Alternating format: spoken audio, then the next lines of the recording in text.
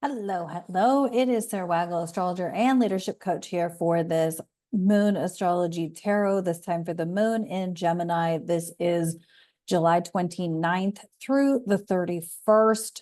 The 31st is my soberversary, 2 years sober. So yay, thank you. If you can drop a comment. Let me know. Are you on a sober journey? I would love to know where you are in your journey, whether you are on day 1 or 10 or 1,000. Congratulations. But I do know there's been a lot of talk on TikTok about people in their sober journeys and talking about being functional drinkers and whatnot. So yeah, congratulations to anyone who's on a journey. If you're wanting to be on a journey, you have my best. Because it's well worth it to be on this side of it. So, and look back at it and be like, damn, I worked really hard to make sure I could drink that day. Anywho, okay, so this is July 29th through the 31st. Again, another fairly supportive moon cycle. The moon will trine with Pluto. It'll conjunct Mars, it'll conjunct Jupiter. It will square Saturn, square Neptune. But then we have the sun trining the north node sextile the south node in Libra, and north node Aries, south node Libra. With that sun in Leo could really be the courageous push that somebody needs to make something happen, to take a stand, to do the thing. And also we will have Venus trine Chiron, newly retrograde Chiron, also super supportive, harmonious as far as like finding your heart space to heal, finding your heart space to really, transform, transmute, and transcend wounds that have surfaced. Getting really clear about how to address situations or, whatever that is for you, or how to address a relationship, or how to address a career, or something. There's a lot of like, because, Gemini is an air sign. There's a lot of kind of finding your harmony in this moon cycle, I feel like. That all being said, I do feel like July 31st, something's gonna happen publicly, maybe on like the global sphere. As I was looking at the chart, as the moon gets to squaring Saturn, it's a Gemini ascendant chart. So that puts Pisces in the 10th house of the collective chart. This is, of course, I'm based in Chicago, or generally speaking, I'm based geographically near Chicago.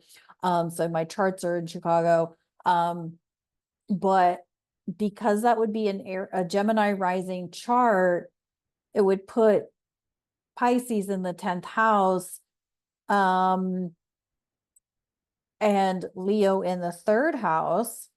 So I don't know. July 31st looks really interesting to me. The exact moon square to Saturn happens overnight. The very early morning of the 31st, but I don't know, just something feels a way about that. I feel like there could be some information, there could be some kind of spiritual something. Saturn retrograde in Pisces. I don't know. Something's just interesting to me about the 31st. So be attentive to that. Of course, I'm filming this on July 23rd, so we'll see. I've been filming these a lot further out, and then the funny thing happens is like people will text me or comment or something and say like, "Damn, you were spot on," and I'm like, I don't even know what I said. So I have to come back and re-listen to my own content, which is good. I say good things. I say good things. Anywho, so I feel like this is a very supportive lunation.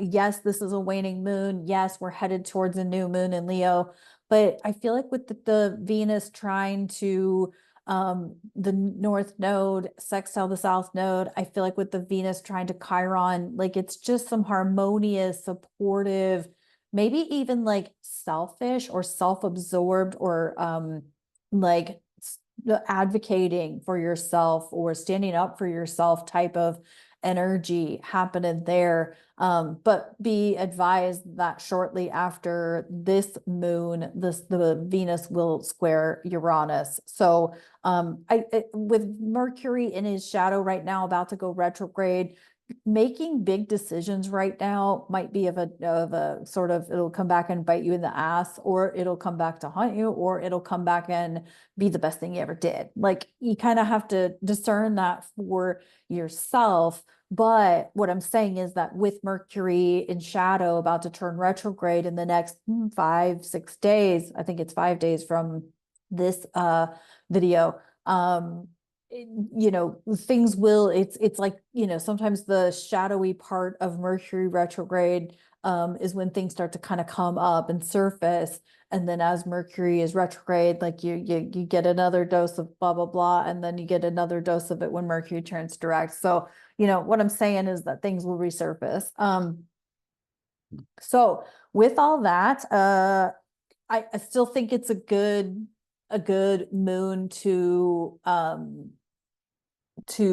heal, to transmute, to work through wounds that resurface, to feel through what may be coming up for you and what changes you can make. Again, it could be a very selfish or self-absorbed, and not in a bad way. Maybe it's even an opportunity to voice what you need for yourself, with the moon in Mercury's sign and Mercury about to station retrograde. And Mars present too. But there could also be some choice words said, of course, with Mars present and the Sun in Leo. So anyway, lots of ways this could go, but I really think it's a matter of watching your words, being good with your words, but also being like saying the things that need to be spoken aloud for yourself, if nothing else. Sometimes we don't need to say it to other people, but we need to hear ourselves say it out loud, looking at ourselves in the mirror and being like, hey, you're a badass and you can do this. Even if everyone else is telling you you can't, you can do this. So give yourself a pep talk. We got the Fool in reverse. Really? Yeah. The Fool in reverse, data in reverse.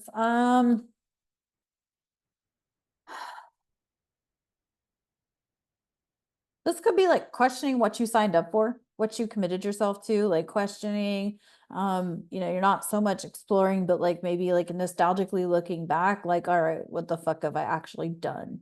And where do I want to go from here, kind of thing. But if you're in like a reflective state of being, if you're in a introspective state of being, this really could be less about being curious about what's to come, but curious about how you got where you got, and then what to do moving forward may come with the Leo new moon, because we are getting close to that darkening balsamic moon that'll be coming up soon as we move forward. But things could be surfacing with that Venus square Chiron, or Venus trine Chiron, excuse me, where you're kind of in the introspective phase of like, how did we get here?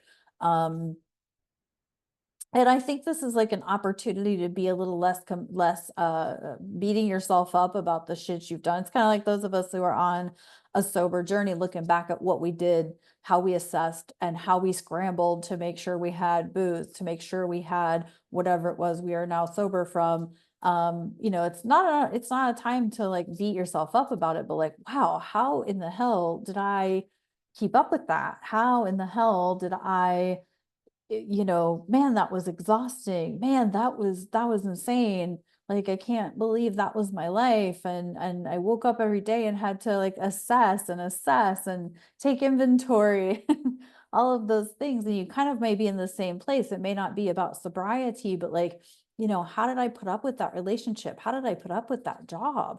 How did I put up with, whatever it is. How are we putting up with the current leadership, the current authority figures? Like, how the hell did we do this for so long when all they're doing is fighting with each other and whatever the case. But anyway, so that's what I think that Fool is about, is in reverse is about. It's like you're kind of curious about what has gone on, and how in the hell did we get here? I'm sure many of us are asking ourselves that. How did we get here?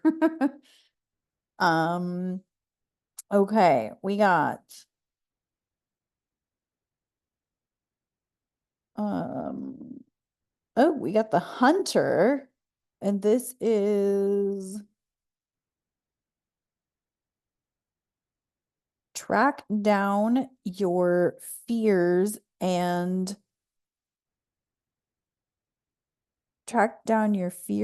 desires.